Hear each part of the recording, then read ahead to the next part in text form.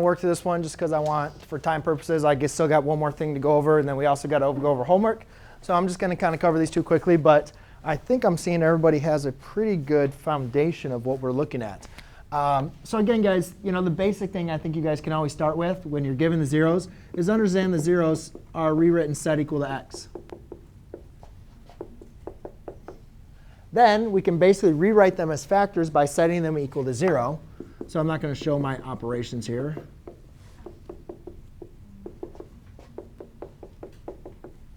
Then I can rewrite these all as factors. Oh, sorry. Yeah.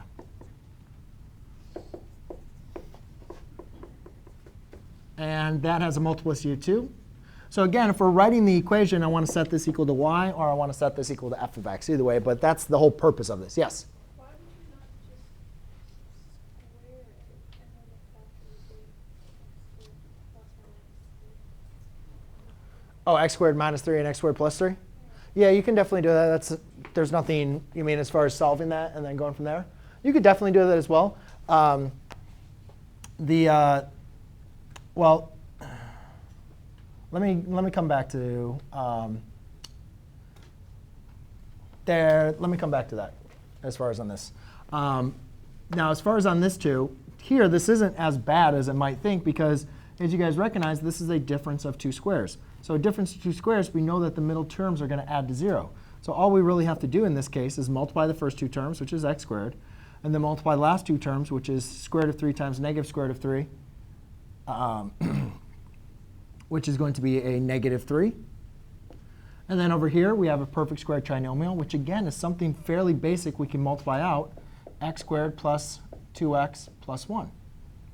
So now you guys can see we have a binomial times a trinomial. Typically, you could use the box method, or in this case, it's probably not as bad just to apply distributive property, because you really only are multiplying 2 terms. So that's what I'll do here. X squared times x squared is x to the 4th. Plus 2x cubed plus x squared minus 3x squared minus 6x minus 3.